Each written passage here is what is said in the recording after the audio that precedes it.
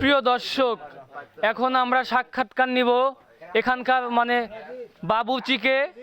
এখানকার বাবুর্চিকে মানে রান্না করবে কে?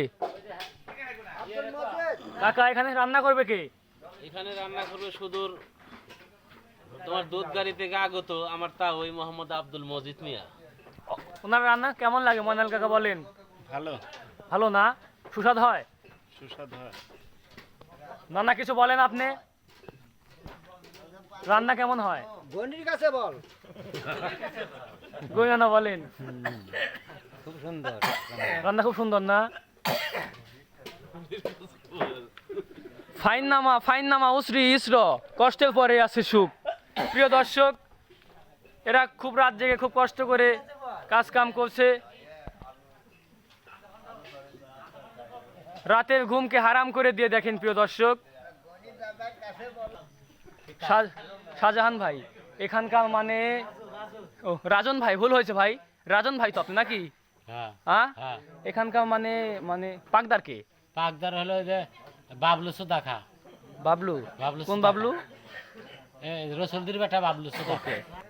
আসসালামু আলাইকুম কাকা, কেমন আছেন? কাকা, আপনারা এখানে কি করছেন? তামদারি আলু ঘাটি ব্যবস্থা করছে। এতে যে আপনার কষ্ট হচ্ছে না? কোনো কষ্ট নেই। এই যে হাতে মেখেছেন, ঘেমে গেছেন দেখছি গরমের মধ্যে, একটু রেস্ট নিচ্ছে। আপনাদের কি রাতে ঘুম হয়নি?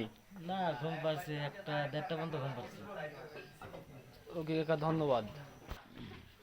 অনেকের মুখে শুনলাম আপনাকে ধইনার ব্যবসা করেন। ধইনা যাকে সস বলি আমরা বাঙালি।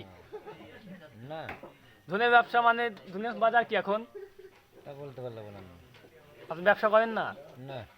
না না, আপনি কি ধইনার ব্যবসা করেন? সে যে ধনির ব্যবসা করি।